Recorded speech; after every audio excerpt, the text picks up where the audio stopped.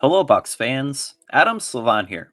As Bucs training camp nears, I wanted to provide an in-depth preview of the biggest storylines and key players to watch. From Tristan Wirfs' knee injury impacting the offense, Josh Grizzard, and the pending battles he'll have with Todd Bowles, to which position groups and breakout players might emerge. There's plenty that Pewter Report is going to be keeping its eye on in the coming weeks. That's why I wanted to break it down a little bit further in this week's edition of Top 10 Takeaways, starting with number 1. Bucks training camp offers the best look at newcomers, and it's a chance to see improvement from returning players. I recently detailed in a mini-series on PewterReport.com that several high-priced veterans, recent draft picks, and key youngsters all have something to prove for this team to get to the next level. Number 2, to begin with, man, the news of Tristan Wirfs' knee injury hits hard, like an anchor dropping into the ocean. Wirfs' absence leaves a vast ripple effect and hole up front, as the offensive line is going to greatly miss his presence and elite play. Number 3, this begs the question, will off-season signee Charlie Heck be up to the task of replacing Wirfs? Heck has plenty of time to learn and build chemistry with the starters, but is his preparation going to equal production? How he looks in practice and who else gets snaps at left tackle will be something to monitor closely. Number 4, offensive coordinator Josh Grizzard has plenty of looming challenges as a first-year play caller. He has to keep the high-scoring offense up to speed. He's without Wirfs, and he also has to square off with head coach Todd Bowles.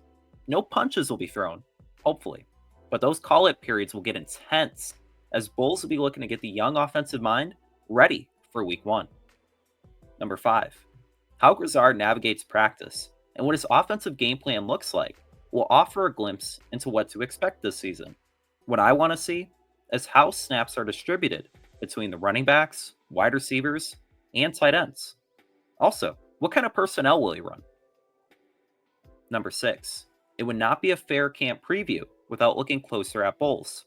He's entering year 4 at the helm, and he just got that nice multi-year contract extension.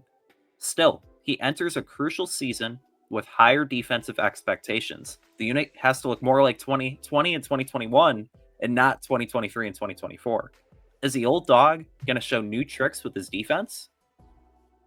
Number 7, if Grizzard versus Bowles is a main event, the wide receivers versus the secondary is a fitting undercard.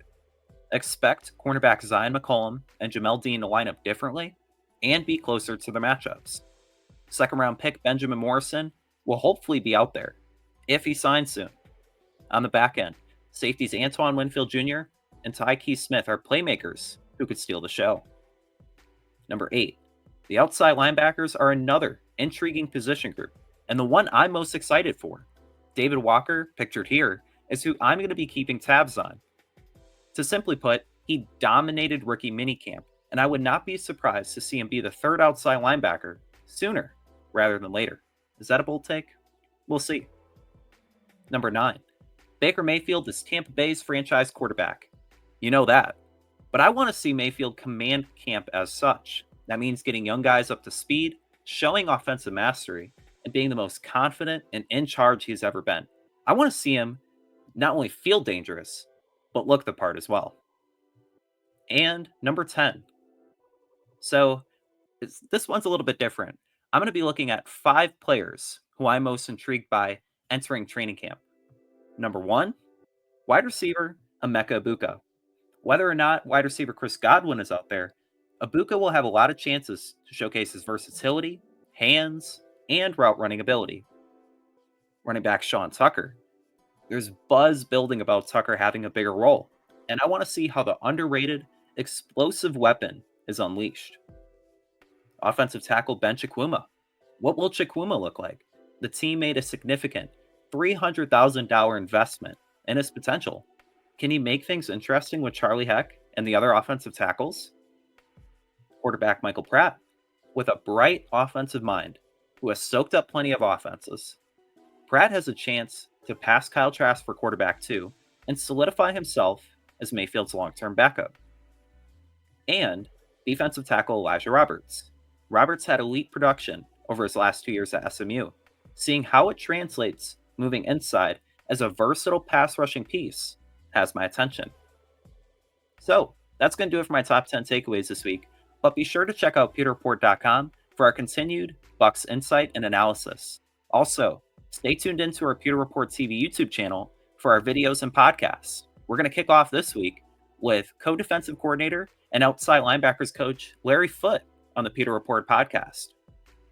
When you're not watching, be sure to check out our X, Instagram, and Facebook accounts. To see my 10 takeaways and more of my analysis, you can find me on X at Adam Lives On. I hope you enjoyed this video providing a Bucs camp preview. What will you be keeping an eye on? Is there a player you are most excited to see out there? I'd love to hear your thoughts in the comments section below, and I'll see you soon for another top 10 takeaways.